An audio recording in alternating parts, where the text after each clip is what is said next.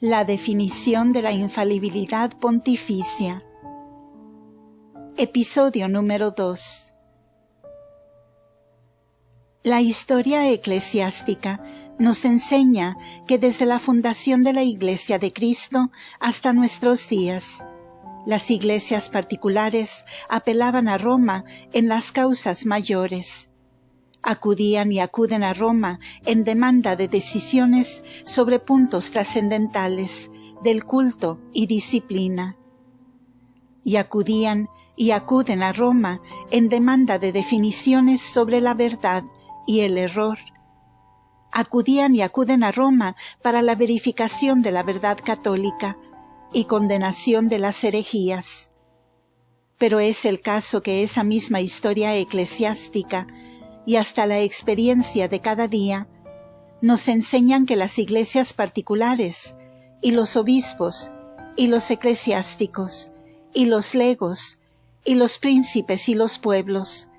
al acudir a Roma en todas las causas y ocasiones indicadas, no se dirigían ni consultaban al pueblo ni al clero de Roma, sino al obispo de Roma, que es a la vez vicario de Jesucristo, obispo universal y cabeza de toda la Iglesia católica.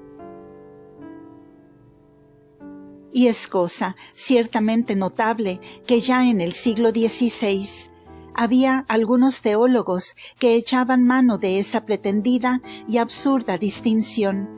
entre la Iglesia romana y el sumo pontífice, con el objeto de tergiversar, usando la frase de Melchor Cano, los argumentos que aducirse suelen contra la infalibilidad del Papa. Al hablar de semejantes teólogos, el dominicano español dice de ellos con su habitual energía, que aunque no tenían mala intención, manifestaban poco ingenio. Al echar mano de semejante distinción para defender la infalibilidad del sumo pontífice. Pero la verdad es, añade, que si hablamos, como en efecto hablamos, de error acerca de la fe y sus definiciones, yo no encuentro diferencia alguna entre la silla apostólica y el sumo pontífice que la ocupa.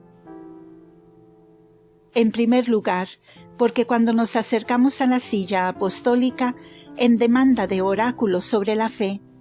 no preguntamos a los fieles particulares de la Iglesia romana, ni siquiera reunimos en concilio a la misma Iglesia romana, sino que pedimos el juicio del sumo pontífice y esperamos su sentencia. Por otra parte, continúa el mismo autor, no es ciertamente el pueblo romano el que enseña a la Iglesia universal las cosas pertenecientes a la fe, sino el obispo de Roma. Ni la potestad de juzgar acerca de las causas de fe, de atar, de desatar, de apacentar, está en el pueblo romano, sino en el pastor de Roma, como vicario de Jesucristo. Y los concilios no piden la confirmación y fuerza a los fieles de Roma, sino a su prelado. Además, que según antes se ha probado, a Pedro se concedió el privilegio peculiar de la firmeza en la fe. Por todo lo cual, si queremos proceder o discurrir en armonía con la naturaleza propia de la verdadera teología, afirmaremos que la doctrina cierta e infalible corresponde en primer lugar a Pedro y sus sucesores, y después, o consiguientemente, a la Iglesia romana, de la cual Pedro y sus sucesores son a la vez cabeza y fundamento. Y advierto también que así como sería inevitable que toda la Iglesia cayera en error, en la hipótesis de que todos los obispos enseñaran doctrinas erróneas, así también si el pastor de la Iglesia romana definiera algún error contrario a la fe, sus ovejas quedarían entregadas con él al error.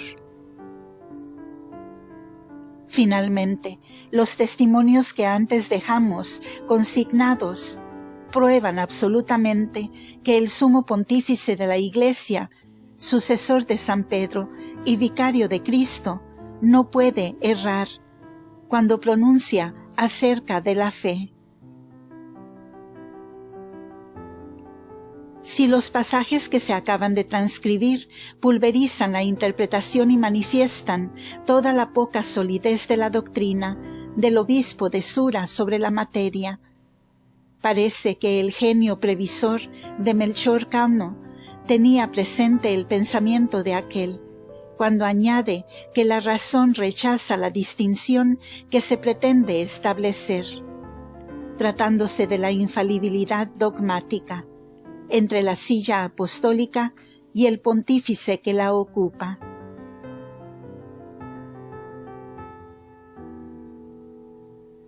Número 2. Antecedentes. La historia del dogma de la infalibilidad pontificia es la historia de los dogmas que después de la fundación de la Iglesia de Jesucristo han sido atacados por los herejes y cismáticos. La divinidad de Jesucristo, base, fundamento y piedra angular del cristianismo, ha sido creída y confesada por todos los fieles durante los 3 primeros siglos de la era cristiana. A nadie se había ocurrido ni siquiera poner en duda semejante verdad. Y los escritores eclesiásticos y primeros padres de la Iglesia hablaban de ella, cuando se ofrecía la ocasión, como de los restantes dogmas de la religión, y por lo mismo sin poner cuidado especial en usar de términos rigurosamente científicos y exactos en la buena fe de que los cristianos ya sabían el significado del dogma contenido en la tradición general y constante de la Iglesia. Pero llegó un día en que la soberbia y la envidia indujeron a un sacerdote de Alejandría a levantar bandera contra la divinidad de Jesucristo. Y entonces fue preciso no sólo hacer constar esta divinidad como dogma, atestiguado por la tradición y contenido en la revelación divina, sino también precisar el lenguaje dogmático y desterrar toda palabra que pudiera suministrar pretexto u ocasiones a la mala fe, a la ambigüedad, a la confusión y a las disputas. De entonces más, la divinidad de Jesucristo no sólo fue un dogma fundamental de la religión, como lo fuera antes, sino que constituyó un artículo explícito y preferente del símbolo católico. Y por otra parte, el lenguaje de los escritores eclesiásticos relativamente a este misterio se hizo más preciso, más claro, más exacto, y en una palabra, más teológico. Pues bien, la historia del dogma de la divinidad de Jesucristo que acabamos de bosquejar es la historia del dogma de la infalibilidad pontificia. Desde los tiempos apostólicos, el obispo de Roma, sucesor de San Pedro, fue considerado y reconocido como cabeza y piedra fundamental de toda la Iglesia, como el legítimo representante y vicario de Jesucristo, a quien éste había comunicado en la persona de San Pedro la plenitud de la potestad de jurisdicción, la firmeza e indefectibilidad de la doctrina revelada, el depósito sagrado de la fe cristiana, como el órgano viviente, en fin, de la verdad revelada, y como el eco fiel de la palabra de Jesucristo. Por eso vemos a los fieles, a los eclesiásticos, a los obispos, a los reyes, a los pueblos, a los concilios, acudir al obispo de Roma en todas las grandes controversias, en todas las grandes crisis, en todas las grandes causas. Y todos acatan sus resoluciones y decretos, sus sentencias y definiciones. Todos confiesan su potestad universal, y todos reconocen su autoridad como la regla necesaria e indefectible de la verdad católica. Empero, por lo mismo que nadie se acordaba de atacar o combatir esta verdad, que se hallaba en la conciencia universal de los fieles y de la Iglesia, tampoco los escritores eclesiásticos se ocupaban en exponer, precisar y desarrollar esta doctrina. Solo cuando la ambición de los griegos trató de rechazar el primado del obispo de Roma, solo cuando el gran cisma de Occidente introdujo la alarma, la perturbación y la ansiedad en las conciencias cristianas, solo cuando Lutero levantó su voz contra la infalibilidad pontificia, como la levantara contra la mayor parte de los dogmas católicos. Solo cuando la Iglesia galicana, envilecida y aherrojada por el cesarismo, tomó pretexto de las circunstancias excepcionales que dieron ocasión a los concilios de Constanza y Basilca para unir su voz a la voz de los que ya, por odio y mala fe, ya por celo indiscreto y exagerado, trataran en épocas anteriores de rebajar el prestigio, autoridad y prerrogativas de la silla apostólica. Solo entonces, repito, fue consiguiente y necesario no solamente defender contra esos ataques la infalibilidad dogmática y la autoridad suprema del sumo pontífice, sino exponer, desarrollar y precisar esta doctrina,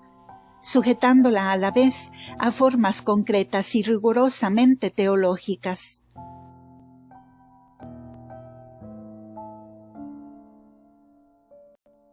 Esto es lo que realizaron en diversas épocas y bajo diferentes fases San Bernardo y Santo Tomás, los concilios de León y de Florencia, León X, y el Concilio de Trento con sus decisiones y conducta práctica. Y finalmente, los grandes teólogos y controversistas posteriores a Lutero, entre los cuales merecen lugar preferente Cayetano, Melchor Cano, Bellarmino, Orsi y Musarelli. En resumen, la Iglesia, en su exquisita prudencia y previsión severa, se había abstenido de pronunciar una sentencia y definición dogmática expresa y terminante sobre la infalibilidad personal del Papa cuando habla ex cátedra, como doctor universal de la Iglesia y vicario de Jesucristo. Aunque no ignoraba que esta doctrina contenida en la Escritura, robustecida en el testimonio de la tradición, y profesada y enseñada por los concilios a la vez que por los padres y doctores de la Iglesia, ilustrada y confirmada por los teólogos, atestiguada por la historia eclesiástica y sobre todo encarnada, por decirlo así, en la conciencia de los fieles diseminados por todo el mundo, reunía todas las condiciones necesarias para ser objeto de una definición dogmática. Y es digno de notarse que la creencia de esta verdad por parte de los fieles,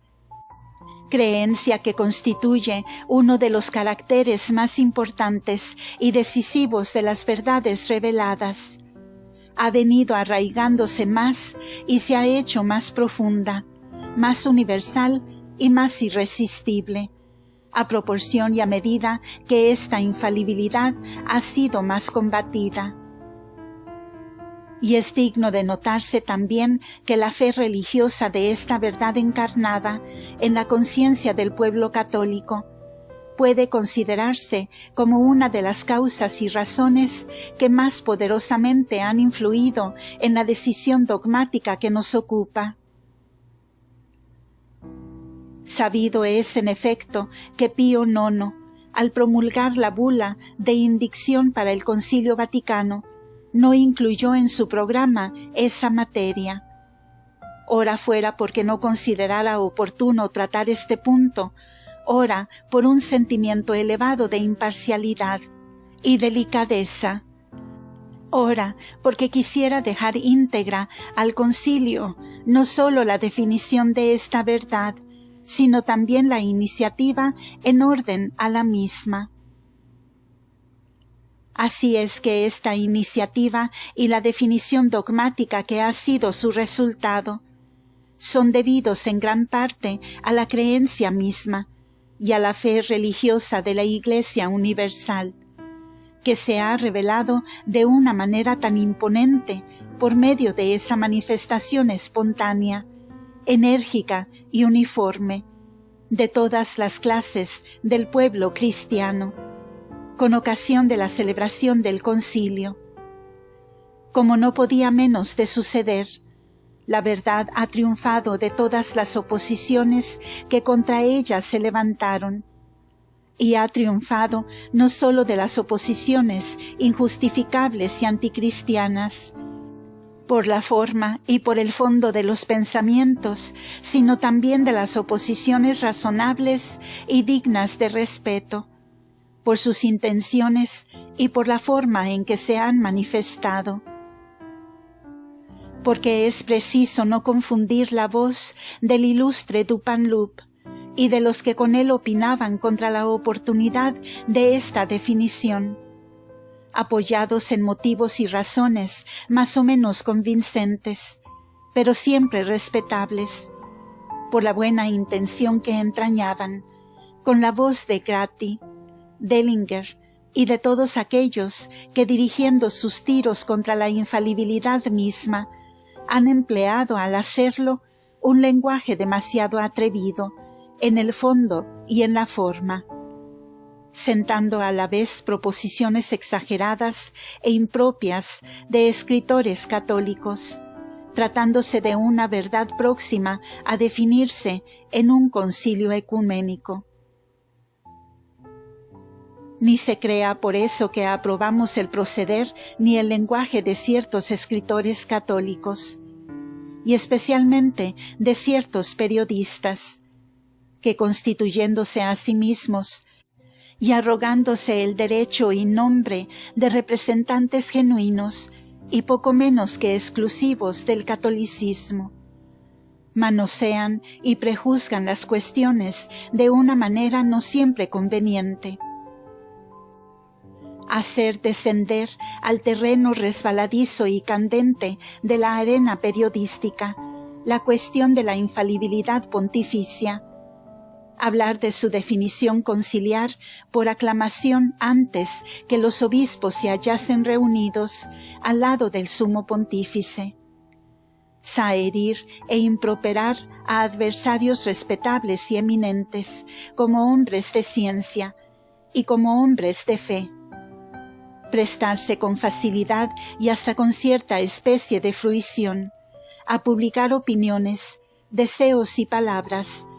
que no sin alguna razón se han calificado gráficamente de letanías de injurias, sacar a plaza defectos personales y privados de escritores insignes, sin más objeto que rebajar su prestigio y autoridad. Estas y otras cosas análogas que por desgracia venimos observando en algunos de los periodistas aludidos son, a nuestro juicio, censurables por más de un concepto, y nos parecen apenas de aquella sobriedad de que debieran dar ejemplo esos escritores y periodistas que pretenden pasar por los representantes verdaderos y casi únicos de la doctrina católica. El sabio e ilustre obispo de Orleans había citado en apoyo de algunas de sus ideas y observaciones algunos pasajes de Melchor Cano, porque este escritor, aunque partidario acérrimo y decidido de la infalibilidad pontificia, no por eso aprobaba las exageraciones de ciertos teólogos sobre la materia. Pues bien, para refutar al ilustre obispo de Orleans y desembarazarse de la autoridad de Melchor Cano, el Universe no encontró camino más expedito ni medio más digno que publicar 2 artículos incalificables del abate J. Morel, en los cuales insulta groseramente no sólo la memoria de Melchor Cano, sino la de algunos otros respetables sujetos contemporáneos de aquel, alegando al efecto hechos más o menos inciertos, inexactos y exagerados a la vez que anécdotas despreciables. Pero concedamos que estos datos fueran ciertos y en armonía con la más severa crítica histórica, cosa de la cual distan mucho a la verdad. ¿Qué derecho asiste al abate Morel ni al Universe para sacar a plaza estos defectos, estas anécdotas escandalosas? ¿Qué necesidad había de arrojar sobre la frente de Melchor Cano la injuria y la calumnia? Porque calumnia es, a no dudarlo, presentar al teólogo español como amigo de los cismáticos, como perseguidor implacable de Carranza y autor principal de su desgracia, y como un intrigante miserable, como lo presenta el abate Morel.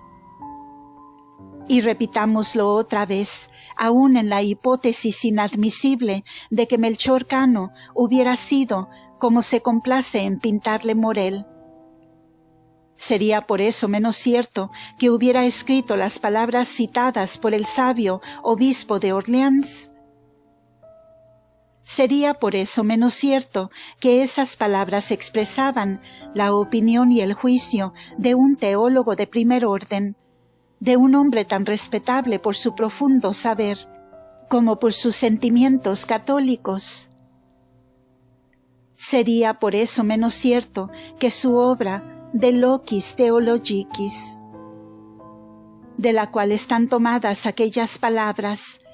es uno de los monumentos más bellos y más justamente admirados de la teología católica.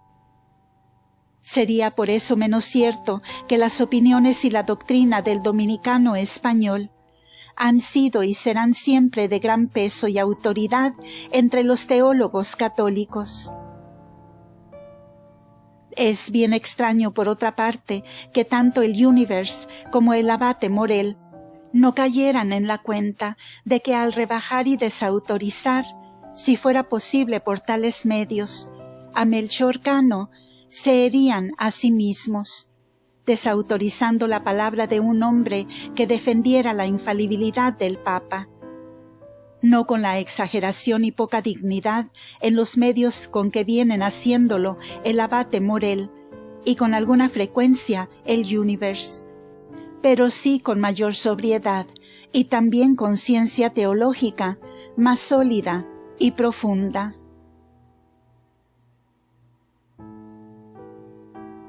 Fin de este episodio. Continuará.